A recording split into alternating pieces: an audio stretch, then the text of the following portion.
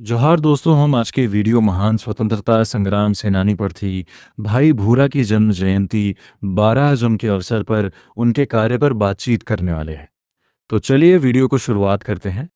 ग्राम पंचायत रिगोल के सरपंच श्री महेश भूरिया जी के नेतृत्व में स्वतंत्रता संग्राम सेनानी पर थी भाई भूरा की जन्म जयंती को युवा प्रेरणा दिवस के रूप में मनाना और उनकी स्मृति में कुटिया का निर्माण करवाना आदिवासी समाज की सांस्कृतिक चेतना और देशभक्ति की भावना का प्रतीक बन गया है।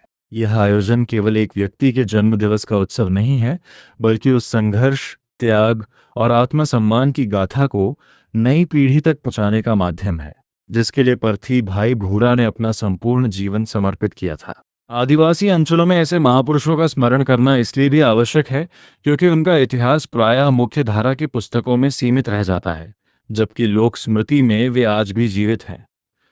सरपंच महेश भूरिया जी ने इसी लोक स्मृति को संस्थागत रूप देने का प्रयास किया है। उनके प्रयास से न केवल कुटिया का निर्माण संभव हुआ, बल्कि जन्म जयंती को एक सामाजिक और सांस्कृतिक पर्व का रूप भी मिला, जहां युवा अपनी जड़ों से जुड़ते हैं और प्रेरणा लेते हैं। पर्थी भाई भूरा का जीवन संघर्ष और सेवा का उदाहरण है। उन्होंने औपनिवेशिक शासन के विरुद्ध आदिवासी समाज को संगठित करने में महत्वपूर्ण भूमिका निभाई और नशा मुक्त समाज के लिए आवाज उठाई।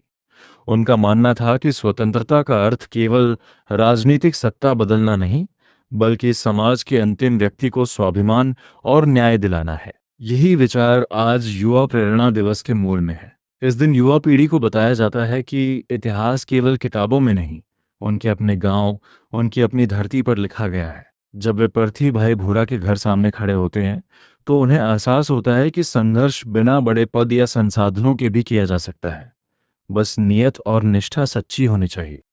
इस ऐतिहासिक चेतना को विस्तार देने में साहित्यकार और लेखक बीएल भूरा जी का योगदान उल्लेखनीय रहा है।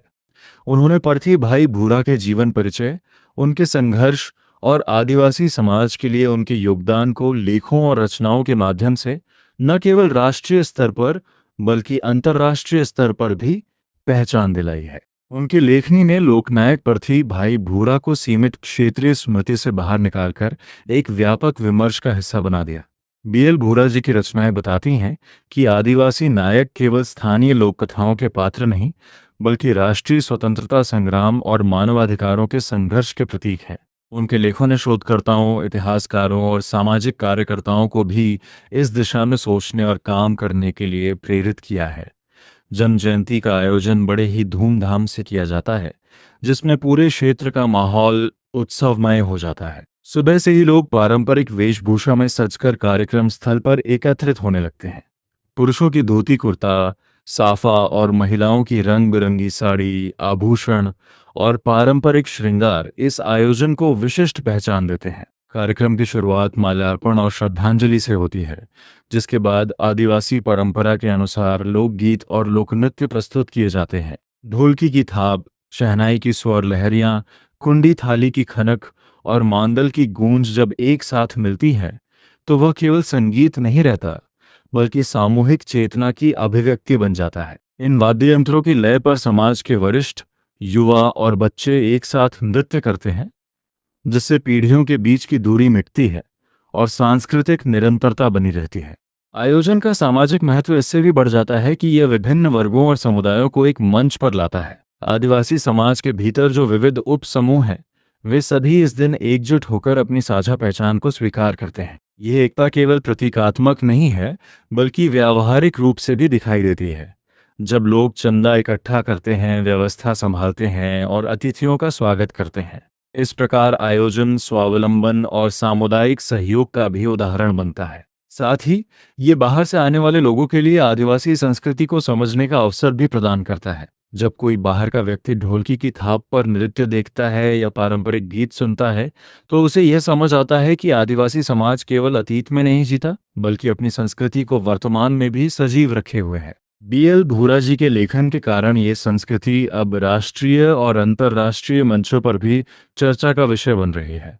सरपंच महेश भूरिया जी की भूमिका यहाँ केवल प्रशासनिक नहीं, बल्कि सांस्कृतिक नेतृत्व की भी है। उन्होंने समझा कि विकास का अर्थ केवल सड़क, बिजली और पानी तक सीमित नहीं है, बल्कि सामाजिक गौरव और सांस्कृतिक पहचान को पुनर्जीवित करना भी उतना ही आवश्यक है। कुटिया का निर्माण इसी सोच का परिणाम है। ये कुटिया न केवल पर्थी भाई भूरा की याद दिलाती है, बल्कि ये संदेश भी देती है कि साधारण जीवन जीकर भी असाधारण कार्य किए जा सकते हैं। युवा जब इस कुटिया को देखते हैं तो उन्हें समझ आता है कि प्रेरणा के लिए बड़े महल या स्मारक जरूरी नहीं, बल्कि सच्चा आदर्श और कर्म ही सबसे बड़ी विरासत है। इस प्रकार ग्राम पंचायत रिगोल में मनाया जाने वाला युवा प्रेरणा दिवस एक स्थानीय आयोजन से बढ़कर एक सामाजिक आंदोलन का रूप ले रहा है।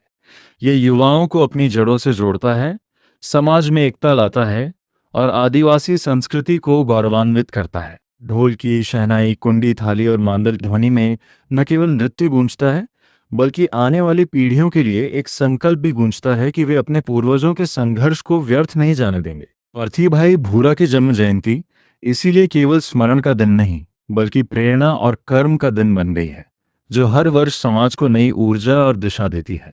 बीएल भूरा जी के लेखन ने इस प्रेरणा को सीमाओं से परे पहुंचाकर यह सिद्ध कर दिया है कि आदिवासी इतिहास और साहित्य का स्थान केवल स्थानीय स्तर पर नहीं, बल्कि विश्व स्तर पर भी महत्वपूर्ण है।